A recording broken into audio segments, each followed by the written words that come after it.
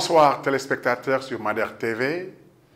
Nous avons aujourd'hui l'honneur et le privilège de recevoir dans nos locaux le coach Parfait Adjivon. Parfait est le sélectionneur de l'équipe nationale des U18. Il est également l'entraîneur du Duc, Dakar University Club. Également, il a été élu meilleur entraîneur du Sénégal l'année dernière, en 2021. Parfait, bonsoir. Bonsoir, je Lopez. Et bienvenue. Merci. C'est vraiment un plaisir de te recevoir, Parfait. Je suis très content. J'ai voulu t'inviter, ça faisait quand même un bail, mais avec tes activités professionnelles, je n'ai pas pu t'inviter sur le panel, mais sur le studio. Donc, en tout cas, bonsoir et je suis ravi de t'avoir parmi nous aujourd'hui. Bonsoir, le plaisir est partagé quand même. C'est un honneur aussi pour moi d'être avec vous, être face, échanger avec un monument du basket sénégalais quand même, qui a aidé, qui continue à aider. Et je vous en félicite par rapport à l'effort et le travail que vous êtes en train d'abattre avec le site Academy, avec la NBA Academy, tout ça. Je pense que ce sont ces genres d'actions qu'on a besoin. Parce que vous êtes des anciens, vous êtes revenus, vos conseils, et vous vous investissez encore sur le basket. Je tenais qu'à vous remercier au nom de tous les entraîneurs quand même. Merci, Parfait. Ça me va droit au cœur. Et moi aussi, je te remercie pour ta présence et pour ce que tu fais pour le basket sénégalais. Et s'il te plaît, tutoie-moi. S'il te plaît. D'accord. OK. Donc, Parfait, j'ai lu ton résumé, j'ai suivi ton parcours. Tu as fait beaucoup de choses pour le basket. Tu as été assistante, comme chez les garçons et les filles en équipe nationale. Aujourd'hui, tu as la lourde tâche de diriger notre U18, le programme de U18. Tu as été l'entraîneur du Duc, qui a joué à la dernière balle. Et tout ça, c'est des accomplissements qui sont quand même très honorables et très respectés également. Et parlons de ça. Où est le basket sénégalais, d'après Parfait Adjivon?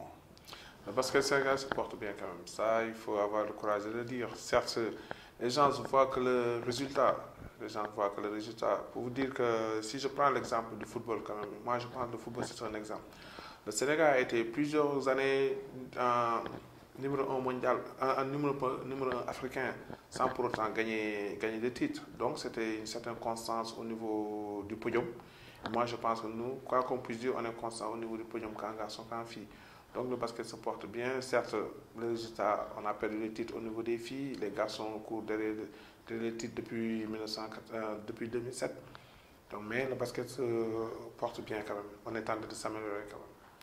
Mais selon toi, Parfait, bon, tu dis depuis 1997, les garçons courent derrière un titre. Mais c'est dû à quoi ce manque de gagner le titre de champion d'Afrique? Moi, je dis, selon toi? C'est un processus d'abord. D'abord, c'est la constance quand même au niveau des joueurs. C'est une constance aussi au niveau des bancs. Si vous faites le constat, depuis 1997, on a changé combien d'entraîneurs? On a changé tant d'entraîneurs. Et ça ne milite pas pour consolider certains acquis. Je prends l'exemple des équipes européennes, de l'équipe de la France. Vincent Collet, il a fait combien d'années avec l'équipe nationale? Mais pourtant, il a des résultats en des résultats en dents de scie.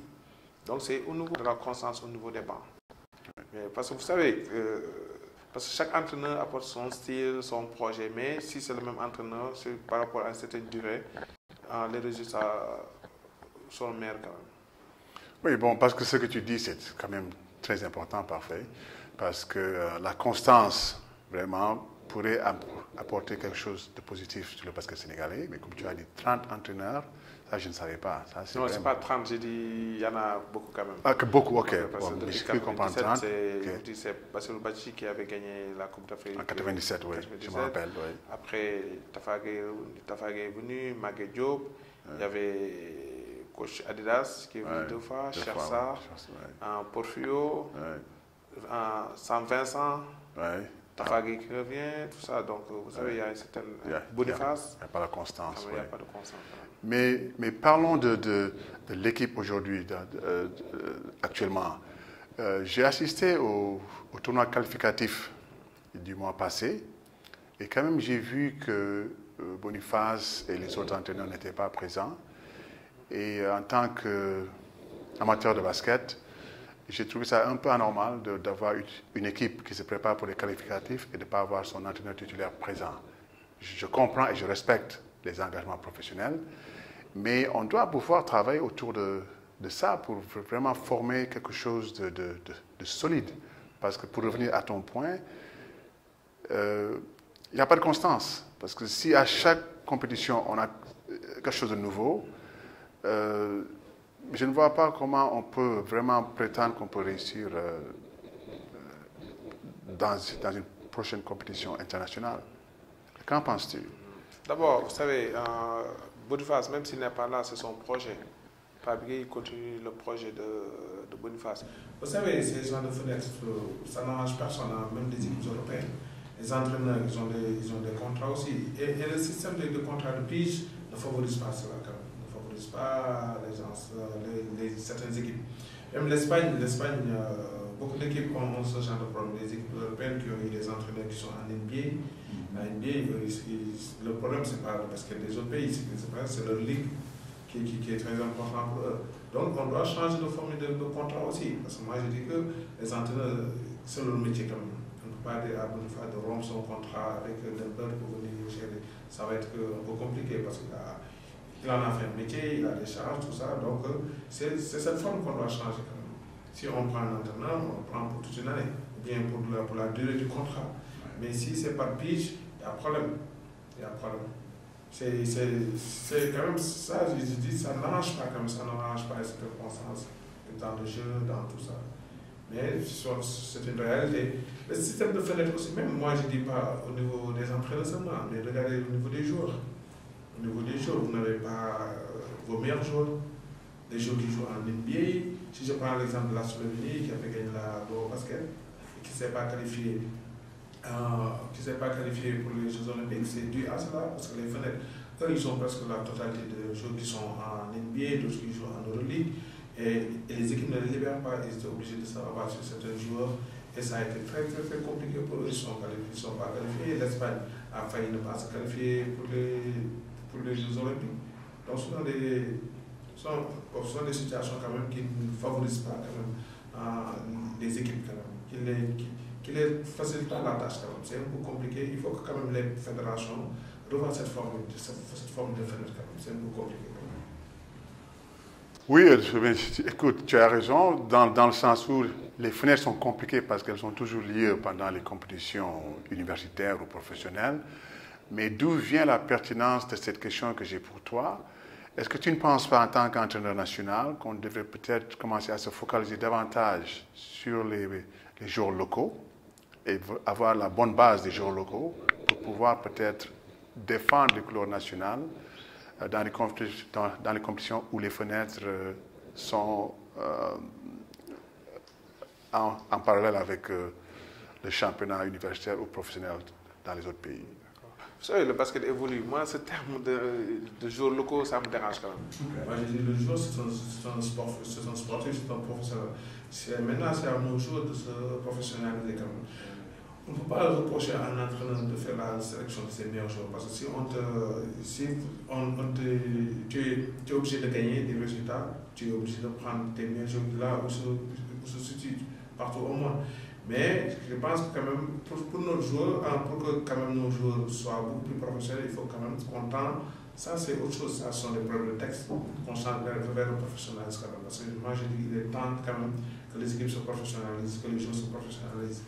Parce que si on se professionnalise, on aura beaucoup plus des joueurs qui évoluent au Sénégal, quand même qui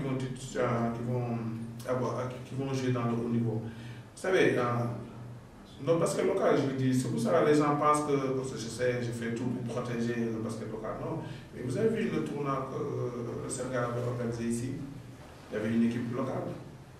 Cette équipe a quand même rivalisé avec certaines équipes nationales. Certes, ce n'est pas le même niveau, ce n'est pas la même qualité, mais quand même, on a des joueurs locaux quand même qui tapent à la porte de l'équipe nationale. Mais la concurrence est la concurrence, on prend que les meilleurs. Mais c'est aux joueurs qui évoluent sur le championnat sénégalais de se professionnaliser. Et moi, je pense que quand même, ils sont aussi ce chemin-là. Maintenant, quand on voit des joueurs qui demandent certaines sommes, les contrats, qui demandent de ce côté-là, ils sont professionnels. Maintenant, c'est par rapport à l'attitude, par rapport au jeu et la balle que je tiens à remercier quand même les gens de nous supporter de ne pas avoir la balle. La balle nous montre quand même qu'on a un certain niveau, on doit changer nos attitudes, notre façon de voir le basket, notre façon de s'entraîner, notre façon de prendre le basket. Maintenant, c'est un métier, il faut se battre, il faut mettre tous les moyens et quand même il y a des exigences qu'il faut respecter.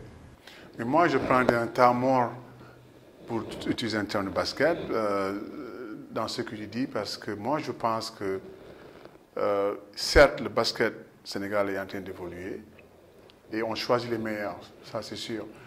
Mais quand j'ai vu les fenêtres, il y a peut-être un mois de cela, je pense, il y a un mois de cela, et j'ai vu quand même des joueurs locaux qui auraient pu adhérer à cette équipe nationale. Parce que les joueurs expatriés qu'on a vus évoluer à Dakar n'étaient pas en jambes. Ça se voyait visiblement. Et j'ai assisté à des matchs du championnat local, ou bien du championnat national, et où il y a des gosses qui pourraient peut-être apporter quelque chose à la tâche. Donc, tu ne penses pas, par exemple, qu'on gagnerait davantage si on avait un programme qui permettait à ces jeunes de rejoindre la tanière nationale une fois dans la semaine, 2 fois dans la semaine, et de s'entraîner ensemble? Parce que on parle de programme de Boniface, mais peut-être il n'y a que la fédération, il y a que la direction technique qui est au courant. Nous, peut-être, on pourrait apporter quelque chose dans ce sens. Parce qu'aujourd'hui, je pense que le basket, dans sa structure actuelle, il y a des acteurs qui pourraient apporter des choses à Boniface. Comme toi, tu vraiment, je t'apprécie parce que tu viens vers moi, tu poses des questions. Je n'ai pas la connaissance absolue, loin de là, mais il y a quelque chose que je peux te dire qui pourrait peut-être apporter dans ce sens. Et je crois qu'on doit aller dans ce sens-là, où il y a des têtes pensantes du basket sénégalais qu'on devrait de temps en temps contacter pour leur opinion. Je te donne en l'occurrence, il y a Mambrou Sow qui est là. Lui, c'est un ancien DT, un ancien coach de l'équipe nationale, qui a fait beaucoup de bonnes choses pour le basket sénégalais. Je pense qu'il peut apporter quelque chose à nos jeunes qui sont aujourd'hui à la tête de l'équipe nationale du Sénégal. Parce qu'il ne faut pas réinventer la roue, à mon avis. Ça, c'est mon avis personnel et humble. Et je crois que toi, tu as su tirer de ça. Parce qu'on se parle, tu m'appelles régulièrement, je t'appelle. Quand on se voit, on parle de basket. Donc, ça veut dire que tu reconnais ça. Voilà. Est-ce que je ne sais pas, dans votre cercle d'entraîneurs nationaux, est-ce que vous pensez à faire ça? Oui, parce qu'on le fait quand même, on le fait parce que quand on parle de l'école sénégalaise du basket, que j'ai rendu hommage ces derniers temps lors de la balle, ce sont ces anciens, les Moulousso, les Magué Diop, les Feu Busnel, les Bassabadji qui sont là, les Asanta, qu'on discute quand même, qu'on va partager, parce qu'ils nous donnent beaucoup de feedback quand même. Pendant les campagnes, les Moulousso, tous, ils participent quand même. Nous, on est le produit. Nous, on est leur produit, donc on a eu leur formation et je tiens à leur rendre un hommage quand même. Je pense qu'ils sont fiers de leur produit quand même parce qu'on n'a rien à en vouloir aux autres, on n'a rien à vouloir à envier les autres quand même. À envier les autres. Mais nous le faisons parce que chaque entraîneur, quand vous avez cette responsabilité, on partage quand même, on partage. Moi, même par rapport à la boxe, j'ai eu beaucoup de feedback. Des anciens, des jeunes, parce qu'eux, quand même, ils connaissent le basket. Comme vous l'avez dit, nous ne pouvons pas réinventer la roue. Certes, on nous a confié certaines responsabilités, mais ces responsabilités-là, nous la partageons avec les autres. Parce que le basket est vaste, quand même. Parce que vaste, il y a des conseils tout le temps. Tout le temps, vous avez besoin même d'un conseil d'un non-technicien. C'est ça la particularité du Sénégal. Il y a beaucoup de conseils, beaucoup de feedback que vous retenez, des gens qui sont des dirigeants, qui sont des fervents supporters, qui se donnent des analyses très pertinentes quand même. Et nous tenons compte de cela quand même. Au niveau de la personne technique, quand même, on s'échange quand même, on s'échange. Mais je prends l'exemple, à la balle, avant d'y aller, j'ai eu des séances de travail avec mon collègue par Guy, avec Alex, parce qu'eux, ils ont vu cette expérience-là. On a beaucoup discuté, nous avons fait certaines observations, certains conseils avec 12 entraîneurs. les Tafagé, les Chassards, tout, on en a discuté. Boniface même, il m'a donné des conseils, Mataniaï. Donc nous, on partage quand même. Parce que les gens pensent que on est là, on se suffit. Non, non, non, non, on partage. Certes, on a notre expérience, mais l'expérience, elle est partagée. On est très ouvert, très flexible quand même. Parce que c'est ça qui fait notre force quand même. Non, tu sais parfaitement, comme je dis, toi, tu es sans reproche dans ce sens. Tu es toujours en train d'apprendre. Comme je dis, on se parle beaucoup sur le plan social et même basket également, beaucoup sur le plan basket.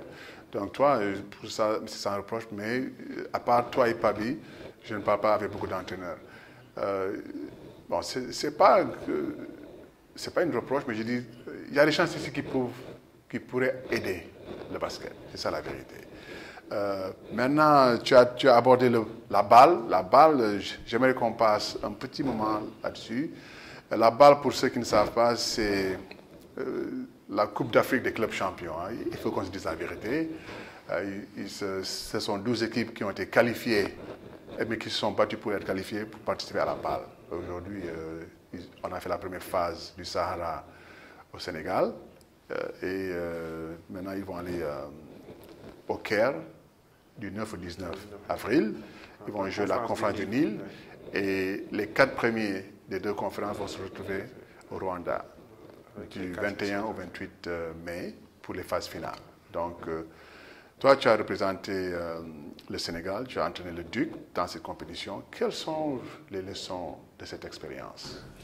Je tiens à préciser aussi par rapport à la collaboration. Vous savez, les gens qui sont loin, ils pensent, moi, on me taxe d'un truc qui est très têtu, qui est très suffisant.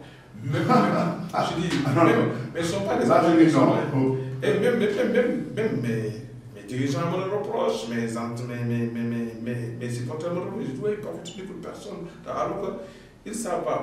Parce que pour eux, si tu ne vois pas les conseils qui sont donnés que tu les as appelés, cela veut dire que tu ne les écoutes pas. Alors que tu as aussi ta manière d'apprécier. Maintenant, pour revenir à la balle, quand même, moi, je tiens tout d'abord à rendre un hommage quand même au peuple sénégalais. Parce que les Sénégalais qui nous sont soutenus, ils ont ménagé aucun effort. Malgré la difficulté, on joue à 21 ans, on termine Dakar Arena, ce n'est pas Demouillot, ce n'est pas Maurice Ndiaye, c'est très loin, c'est presque 1h30 de route. Là, le transport, ce n'était pas facile, donc je tenais à rendre un hommage à ce peuple sénégalais, au basketball, au public. Je tiens à remercier aussi le ministère du Sport quand même, qui nous a beaucoup assisté. Et surtout les autorités universitaires, le directeur du cours Maguette Sen et le recteur M. Baye qui nous ont beaucoup soutenus. Et aussi la fédération quand même, qui nous a apporté beaucoup de contributions, qui nous a soutenus financièrement et techniquement quand même. Maintenant, la balle, quand même, je sais que, bon, certes, le résultat n'a pas été fameux, comme ça, il faut avoir le courage de le dire. Nos objectifs, c'était de se qualifier, d'être parmi les 4 premiers. On ne l'a pas eu. Moi, dans ma conception, ce n'est pas un échec. Parce que certes, on ne s'est pas qualifié, mais on a beaucoup appris quand même. Vous savez, les résultats, vous savez, maintenant, le sport, ce n'est pas juste l'aspect technique, c'est un processus. La balle, c'est un processus. Donc, avant même d'entrer dans le petit sujet, je tiens aussi à remercier la balle quand même, la Ligue, quand même, qui nous ont donné l'opportunité, surtout nous, le basket local, le basket, je parle de basket, dans nos championnats, ici, les joueurs des équipes ici, de se battre quand même, parce que moi, je dis que ça va relever davantage le niveau de notre championnat. Vu que, regardez, les équipes se sont investies pour faire tout pour gagner le championnat là, donc ça c'est un plus. Et ils nous ont l'opportunité d'aller en Afrique. Parce que je peux dire, on est resté presque plus de 20 ans sans aller en garçon et en fille en Afrique. Et ça participe aussi quand même, si on n'a pas de bons résultats au niveau des équipes nationales, quand même, c'est un peu lié quand même.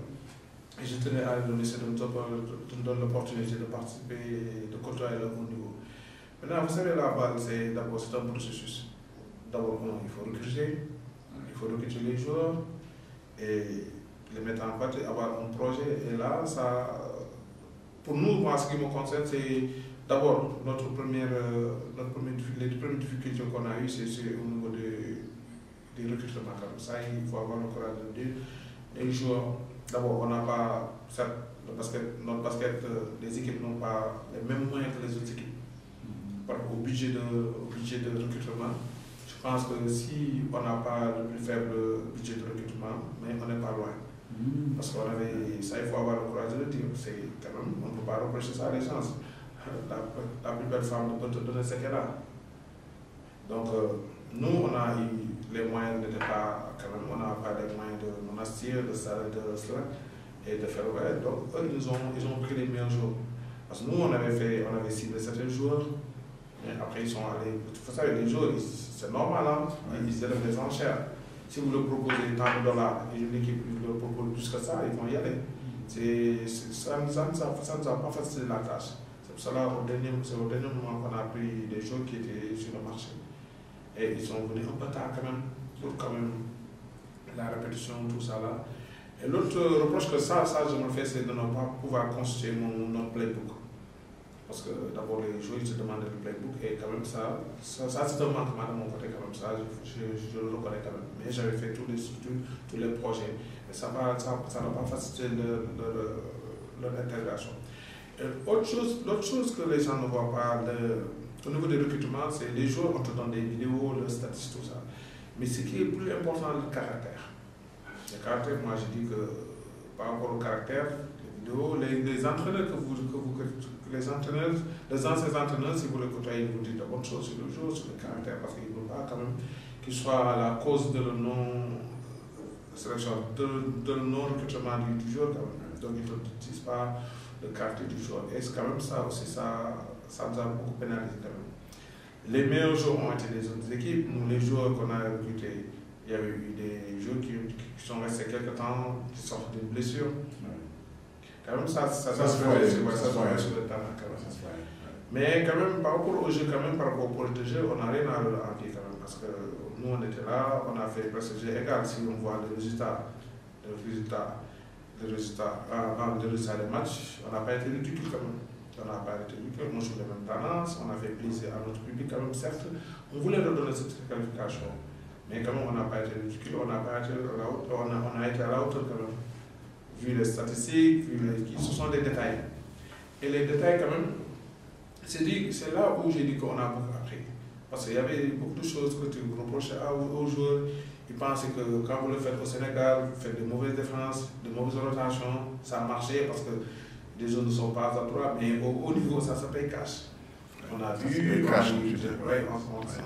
c'est ce que j'ai reproché avec eux. J'ai dit, voilà, on est sur la réalité. On est au haut niveau. Ça sont des joueurs qui jouent très bien au basket.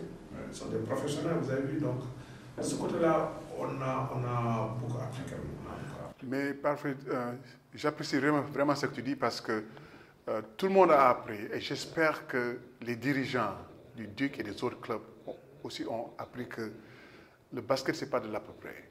Il faut vraiment le prendre au sérieux parce que les équipes qui sont qualifiées dans la majorité ont par exemple des infrastructures. Monastir a une infrastructure, Salé, ils ont une infrastructure au Maroc, Zamalek, ils ont des terrains. Donc il faut qu'on commence à penser dans ce sens, aussi dans la professionnalisation du basket. C'est important, sinon on va tomber à côté chaque fois. Hein. Tu as touché un point qui est pertinent, c'est ce que vous avez appris dans la partie technique. Et je crois que également, je dirais aux dirigeants du Duc, pas seulement du Duc, hein, de tous les autres clubs, de commencer à se focaliser sur le professionnalisme de ce sport pour qu'on puisse compétir à ce niveau. Parce qu'on a vu de très bonnes équipes. Le basket africain a quand même un très bon niveau. Bon, certes, il y a des étrangers qui ont joué, mais c'est un basket qui est à un très haut niveau. Et espérons qu'on va vraiment commencer à travailler dur pour aller dans ce sens. Si le Duc est champion l'année prochaine, je suis sûr que vous allez vous qualifier pour le deuxième tour parce que vous aurez appris quelque chose de positif. Donc moi, c'est ce que je peux apporter dans le truc. Et finalement, parce que l'émission tire à sa fin, je voudrais quand même parler du programme de développement de basket sur les petites catégories. J'en parle souvent, et presque non pas souvent, toujours quand j'ai des coachs qui viennent sur ce panel, le grassroots, comme on dit en anglais. C'est les petites catégories. C'est important pour notre développement de basket. Et moi, c'est là que m'a passionné, parce que et tu développes les jeunes de 10 ans, 12 ans, 13 ans, 14 ans, 15 ans, tu auras des bons internationaux à 17 ans, 18 ans qui vont représenter le Sénégal. On l'a fait. Quelle est ton opinion dans ça? D'accord, je vais revenir à cette question. Vous savez, comme vous l'avez dit, le niveau basket africain est très important et très relevé. Pour vous le dire, mes collègues entraîneurs qu'on était là-bas, parce qu'eux, ils pensaient que j'étais un Américain, ou bien ils me disaient, c'est pas mon nom, moi je suis produit du Sénégal. Sir Parfait, il s'appelait Sir Parfait. Oui, il me disait que mais toi tu as été dans quelle université, c'était pas encore quoi. J'ai dit, mais moi je sais tout ce que j'ai appris ici, certes je suis allé faire des stages aux États-Unis, en Allemagne, tout ça, mais quand même, c'est nous, le basket sénégalais. Après, ils m'ont dit, mais toi, comment tes jours-là, on dirait que, on sent que toi, tu as fait plus jouer que tes jours locaux. J'ai dit, mais ce sont des bons jours. On a beaucoup discuté sur le niveau de notre championnat, il y a combien de clubs, tout ça là. Eux, ce qu'ils nous reprochent, mais donc vous, le jour que vous serez des équipes professionnelles, vous allez dominer l'Afrique. Si vos adversaires, des experts, des entraîneurs américains te le disent, servent d'autres, donc ça nous réconforte quand même. Ça nous réconforte. Maintenant, par rapport au programme, comme vous avez dit, aux infrastructures, moi je dis, ça ne dépend pas, moi je dépends du ministère du Sport. Vous savez, dans les autres pays, ce sont les écoles, les universités, les casernes qui offrent des infrastructures. Moi je dis que si au Sénégal, on avait dans les casernes des salles de gym, on peut dans les universités, dans les collèges, tout ça, on n'aura pas un problème d'infrastructure. Parce que si chaque ministère prenait le ministère de l'enseignement supérieur, de l'éducation, des forces armées, construire ces genres de salles, on n'a pas ce genre de problème. Je pense qu'ils ont les budgets pour le faire. Donc ça réglera le problème des infrastructures. Et ça va faciliter la professionnalisation du sport. Maintenant, par rapport aux jeunes, comme on le dit, parce que moi je dis que l'avenir du basket, c'est la jeunesse, la formation. Vous savez, M. Jo, on a un problème au Sénégal, il faut avoir le dire. D'abord, l'exode. Jo, je vous assure, chaque année, il y a plus de... Si je prends l'exemple, je ne parle pas des jeunes, si je prends l'exemple du championnat, regardez au niveau des filles, Villa Dakar, Duc, les autres équipes, ils ont perdu presque plus d'une trentaine de jours. Des joueurs qui tapaient à la porte de l'équipe nationale. Donc ça va poser un problème pour notre équipe nationale. Avant, elles vont aller jouer à un niveau quand même... Je ne sous-estime pas le niveau qu'elles vont jouer, mais c'est un niveau quand même... Quand même. Parce que nous connaissons le niveau. Et ça pose problème. Et au niveau des jeunes, c'est catastrophique. On ne maîtrise pas ça. Parce que ce sont les textes aussi, quand même, chacun est libre par rapport à la Constitution sénégalaise de construire son centre de formation de basket. Il prend ça, il a des intermédiaires, soi-disant des agents qui envoient des jeunes. Je vous dis, en Espagne, on a des jeunes en départition, plus de 200 jeunes qui sont fermés. Donc ça ne facilite pas, ça ne milite pas au niveau de la formation des jeunes d'abord. D'abord, il faut maintenir ici des jeunes qui apprennent quand même la compétition. Mais au niveau de la petite catégorie, c'est à ce niveau-là. Maintenant, sur le plan du championnat, ici aussi les ligues. Les ligues, ça, il faut avoir le courage de dire, les ligues ne jouent pas de rôle. Parce que moi, si je prends l'exemple de la Ligue de Dakar que je maîtrise quand même, nous, en notre temps, il n'y avait pas ce nombre de clubs. Mais par contre, on jouait beaucoup de matchs. On jouait la Coupe du Maire, la Coupe municipale, la Coupe du Sénégal et le championnat. Et ça me faisait plaisir. Maintenant, parce qu'il y avait une année, il y a 4 ans de cela, 3 ans, j'ai fait le constat. Nos jeunes, les jeunes qui sortaient de la petite catégorie pour venir enseignants, ils n'ont pas fait plus de 30 matchs durant la catégorie minime, cadet, junior.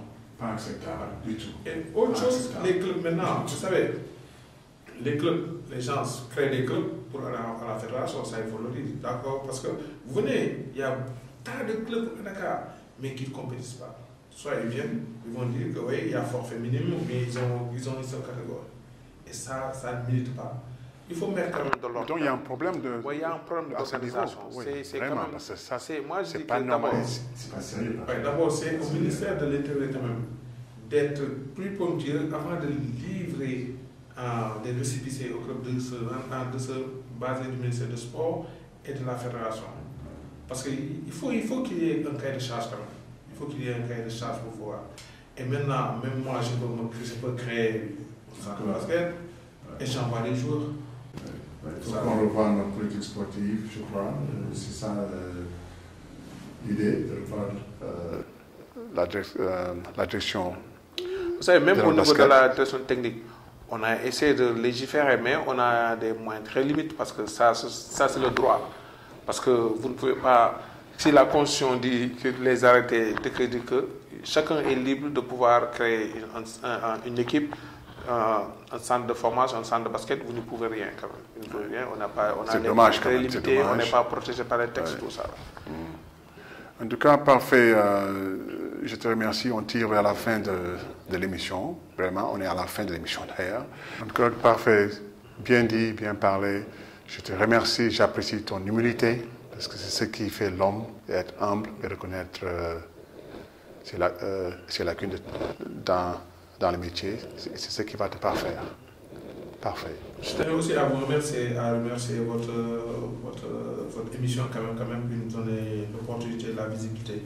Moi, je pense que je ferai tout, je vais conseiller à mes entraîneurs, à mes collaborateurs de venir quand même exprimer, de parler des problèmes de basket sénégalais, de rendre visible notre basket quand même, parce qu'on a un public qui aime le basket quand même. On a un public. Donc peut-être ils ont certaines informations qu'ils n'ont pas. Il faut que c'est à nous aussi, aux entraîneurs, de communiquer quand même, de leur montrer qu'on a un bon produit. Parce que les gens ils vont lire les résultats au niveau des journaux, ils vont pas dire ouais, le basket ne marche pas. Alors que si chacun venait comme moi donner des problèmes, donner nos acquis, exprimer des solutions, et nul n'a le monopole quand même de la vérité des solutions. Donc, mais donner son avis, tout ça là, et montrer notre produit quand même. On a un très bon produit et je suis fier de ce produit-là. Encore, merci d'être venu sur les plateaux de Manière TV et je vais te faire une passe de basket pour voir est-ce que tu peux prendre le ballon, fais ma passe. Voilà. Maintenant, on est des anciens basketteurs, donc on a toujours le touch, comme on dit en anglais. Okay, parfait, merci. Je te remercie. Merci. Vraiment, j'ai apprécié notre conversation aujourd'hui. Merci. Allez, bonsoir. Merci. Allez, au revoir. Merci.